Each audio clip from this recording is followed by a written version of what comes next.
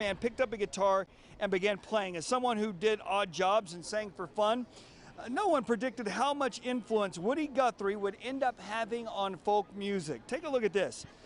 The Woody Guthrie Folk Music Center is filled with paintings, pictures, and stories of Woody Guthrie's life. Many who visit the center are often admirers of his work. Like the visitors that I get, I don't look for these people. They just contact me and say, "We're coming through your area. Could we play where Woody Guthrie played?" Now, there is a music festival held every year to honor the life, music, and memory of Woody Guthrie. People constantly donate to the Music Center to share the items that they have of the singer.